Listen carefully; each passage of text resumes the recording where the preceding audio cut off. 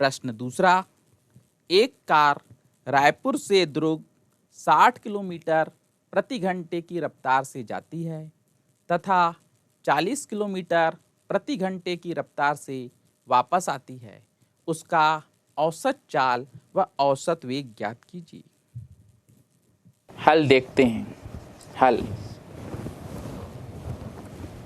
माना कि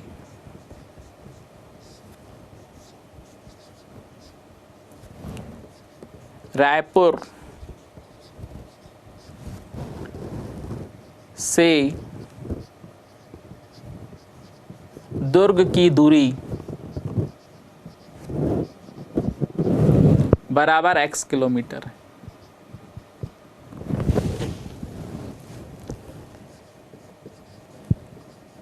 रायपुर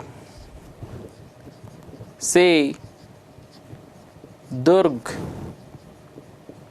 जाते समय कार की चाल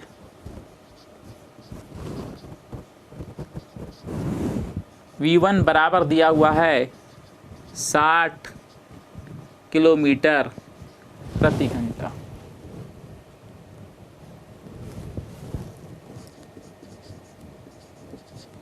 रायपुर से दुर्ग जाने में लगा समय t1 नहीं मालूम। अब हम जानते समय बराबर दूरी बटे चाल, तो दूरी है हमारी x किलोमीटर, चाल है 60 किलोमीटर प्रति घंटा। हल कर देंगे तो समय t1 बराबर x बटे 60 घंटा।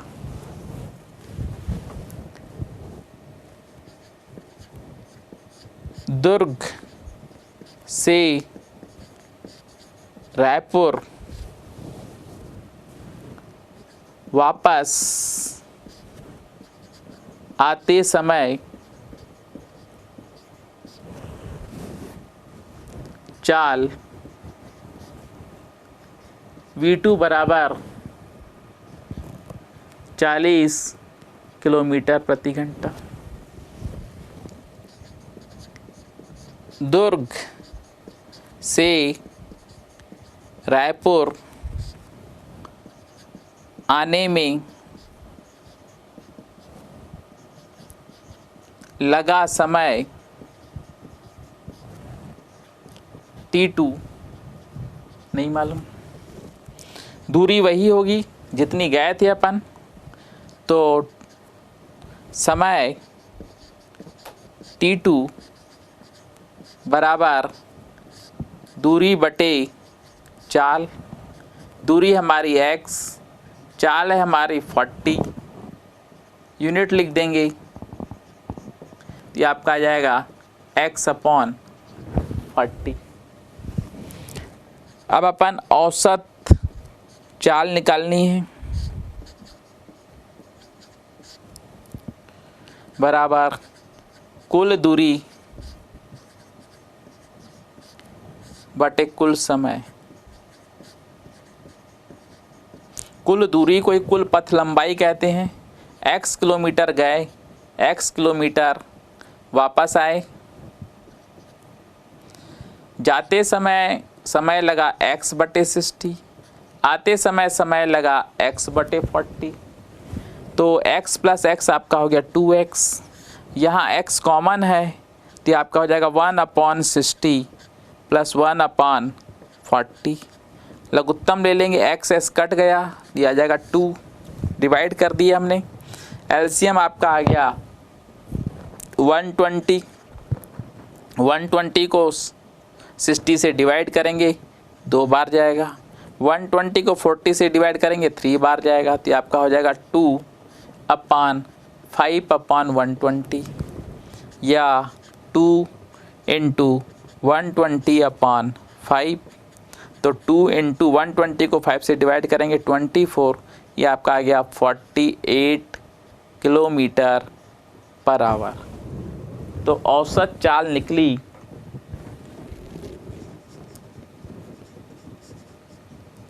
औसत चाल बराबर 48 किलोमीटर प्रति घंटा। पुनः हम अब औसत वेग निकालेंगे।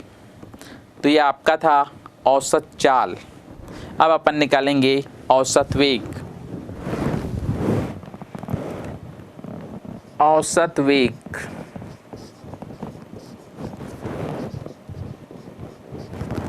बराबर कुल विस्थापन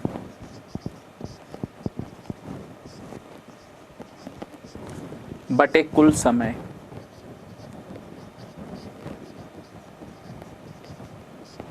कुल विस्थापन x किलोमीटर गए, x किलोमीटर वापस आए, तो कुल विस्थापन हो गया 0। कुल समय आपने देखा, जाते समय x/60, आते समय x/40, तो 0 को इससे डिवाइड करेंगे। चाहे तो आप इसको कुल विस्थापन को x गए x वापस आए अलग अलग बता सकते हैं। तो इस प्रकार से x माइनस x 0 हो जाएगा। इसको डिवाइड करेंगे तो औसत वेग हो गई 0।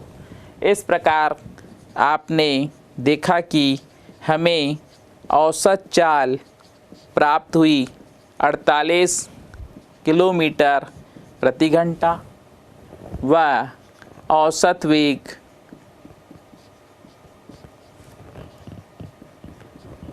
0 प्राप्त हुआ। पर चूंकि हमारी वस्तु तो चली है, उसका औसत वेग तो भले निकल रहा है 0, पर वो किसी न किसी वेग से चली है, इसलिए हम औसत वेग के स्थान पर तात्क्षणिक वेग का अध्ययन करते हैं। आइए अब हम देखेंगे कि तात्क्षणिक वेग किस प्रकार से निकलता है। तात्क्षणिक वेग निकालने हेतु हमें औसत वेग के सूत्र को दिमाग में रखना पड़ेगा। औसत वेग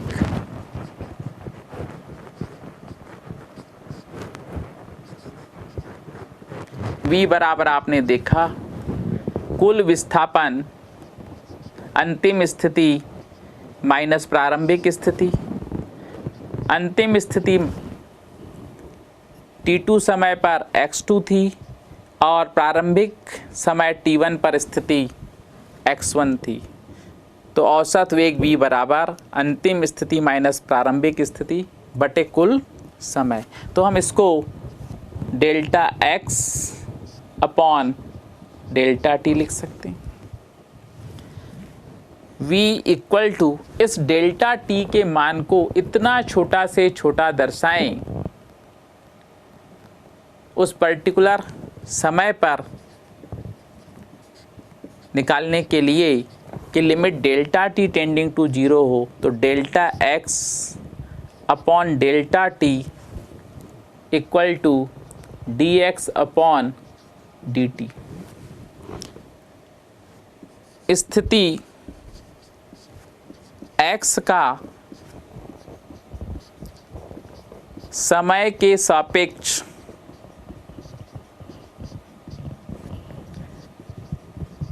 प्रथम बार अवकलन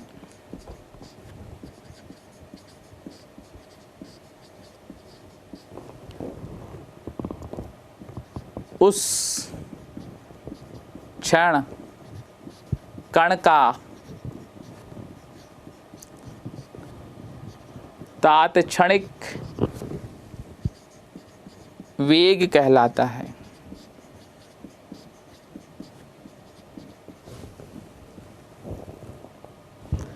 तो इस चीज़ को ध्यान में रखें कि जब भी limit delta T tending to 0 है, इसका तात्पर्य यह है कि दाईं ओर जो स्थित राशि है डेल्टा x बटे डेल्टा t का वह मान है जो डेल्टा t के मान को 0 की ओर प्रवृत्त करने पर प्राप्त होगा। और dx बटे dt का अर्थ है स्थिति x का समय t के सापेक्ष अवकलन गुणांक प्रथम बार उस क्षण कण के तात्क्षणिक वेग को बताता है। यह गुणांक उस क्षण पर वस्तु के स्थिति परिवर्तन की दर है। इस तरह हम कह सकते हैं किसी क्षण किसी वस्तु का स्थिति का समय के सापेक्ष अवकलन उसका तात्क्षणिक वेग कहलाता है। इसके लिए हम x और t के बीच ग्राफ खींचते हैं। यह ग्राफ किसी न किसी प्रकार का वक्र आता है। माना कि यह ग्राफ हमारा इस प्रकार का वक्र है और हमारे को इस क्षण पर कण का वेग निकालना है। तो उस क्षण जिस क्षण पर आपको वेग निकालना होगा उस क्षण यहाँ पर आप एक स्पर्श रेखा खींचेंगे। ये स्पर्श रेखा, इस स्पर्श रेखा का जो प्रवणता होगा, जो झुकाव होगा, वही वेग कहलाता है। जैसे हमने यहाँ पर इस प्रकार से इसका निकाला तो tan थीटा इक्वल टू ये आपका ए बी सी लंब बटे आधार बी सी बटे ए बी। तो ये जो बी सी है यही डेल्टा एक्स है आपका, और यही आपका डेल्टा टी है। तो ये आपका हो जाएगा delta x upon delta T, और यही हमारा क्या कहलाता है, वेग कहलाता है। तो इस तरह आपने देखा कि तात्क्षणिक वेग कैसे निकालते हैं। तो हम स्थिति और समय के बीच में ग्राफ खींचते हैं। उस ग्राफ का स्पर्श रेखा खींचेंगे जिस क्षण पर हमको वेग निकालना होगा। उस क्षण उसके स्लोप को, उसके ढाल को, उसके प्रवणता को हम वेग कहते हैं। टिप: अतः किसी वस्तु की औसत चाल, उसकी अलग अलग चाल v1 व v2 का हरात्मक माध्य होती है। v एवरेज बराबर 2v1 इंटू v2 बटे v1 प्लस v2। जैसे कि इस उदाहरण में v1 का मान 60 किलोमीटर प्रति घंटा था और v2 का मान 40 किलोमीटर प्रति घंटा था। इसलिए v औसत बराबर 2 गुणित 60 गुणित 40 बटे 60 धन 40 बराबर 4800 बटे 100 बराबर 48 किलोमीटर प्रति घंटा। हमने आंकिक प्रश्न भी हल किया, इसमें भी औसत चाल 48 किलोमीटर प्रति घंटा आई। अतः किसी वस्तु की औसत चाल उसकी अलग अलग चालों v1 व v2 का हरात्मक माध्य होती है। अभ्यास के प्रश्न। प्रश्न पहला, दूरी व विस्थापन में अंतर लिखिए। प्रश्न दूसरा, चाल व वेग में अंतर लिखिए। प्रश्न तीसरा, एक वृत्ताकार मार्ग की त्रिज्या 7 मीटर है। इस मार्ग पर व्यक्ति एक पूरा चक्कर 4 सेकंड में लगाता है, तो एक पूरे चक्कर के उपरांत उसकी चाल व वेग ज्ञात कीजिए।